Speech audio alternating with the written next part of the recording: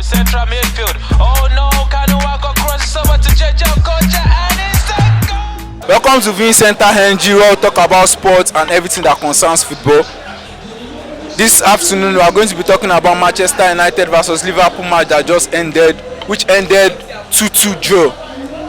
I have with me here a Manchester United fan who will be telling us what he feels about the match. So bro, good afternoon. What do you, before we start, when you saw the fixture Manchester United versus Liverpool, with the hope that Liverpool itself was fighting for the title race, yeah, exactly. So now, what did you think about the match? First and foremost, my expectation is not what I feel, what I watch today.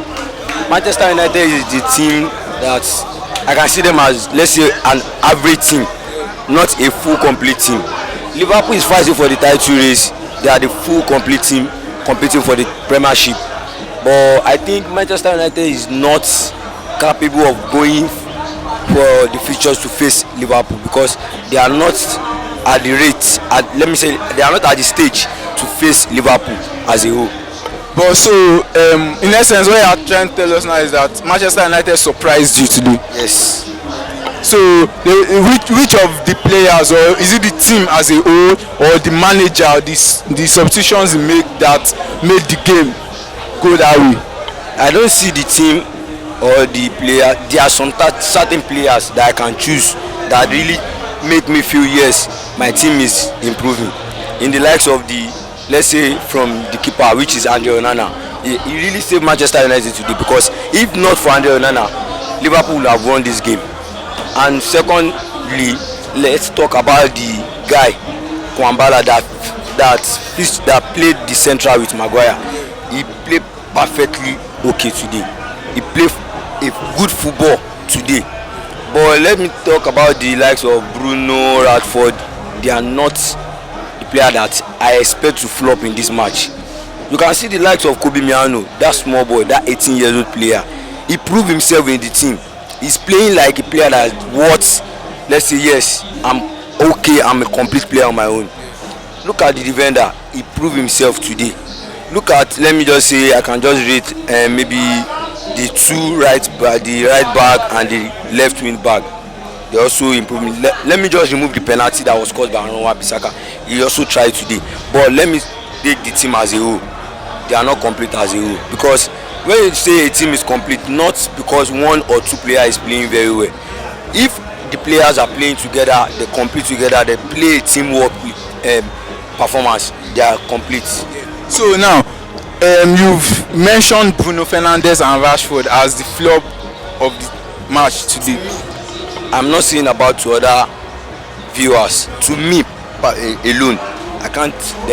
Let me just rate them 4-5. So if you moving forward for Manchester United, they need to focus more on the young players. Focus more on the young player, and they need to focus more on two positions on the field: the midfield and the striking role. So you feel your defense, because of the new debutant of today, you think your defense is already solid? The defense is not solid, but when you check at the new debutant today, they are fighting for shirts, not for themselves. They are fighting for shirts and for the team. So let's say Maguire in the first place. From the beginning of the season, we criticize him, but after the half of the season, he proved himself. We have a strong defenders in the likes of Victor Lindelof, Raphael Varane, and Lisandro Martinez. Let's assume all those players around.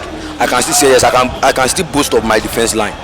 But in the likes of the midfield and the front line, the right and the left and the striking role, we need to work very hard on that because they are not complete and they are not adding to the team.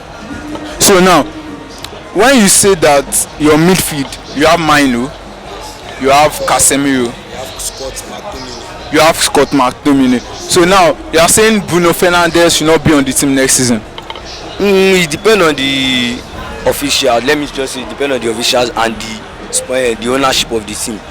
They are the ones to decide. We as a viewer, we are just making opinion on ourselves. But so if you are a official in the Manchester United board next season you are selling Bruno Fernandes? I can't sell Bruno Fernandes, but I can punish him on the field of play by bringing in another player. Maybe let's say the one that is not better than him, I will feature that one in the team and I will punish him. Let him sit, watch the ones that is fighting for the shirts. You will see that he will improve. Okay. So let's go to Rashford. You said Rashford too flopped in the game. So if I will ask the same question, if you are an official, will you sell Rashford? I will sell him, I will also punish him. So punishing them now because of players, we know if they are big names, both club and country, they are big names, and before you can punish those kind of players, I feel you have to have some Big names in the team as well. yes. So you have to have a big name in the team before you can punish those big names, because when they are watching the likes of Mainu, let's say another player like Mainu from the Feeders team also come up, will you take Fernandes and the likes of Rashford to be watching them play? That's a very good question. I won't take them and I will also take them. Let's take the like of Amad Diallo. If assume Diallo could feature in the team very earlier ahead of Anthony, I would prefer them using him. Then Anthony will be a sub for him. Let's look at Garnacho.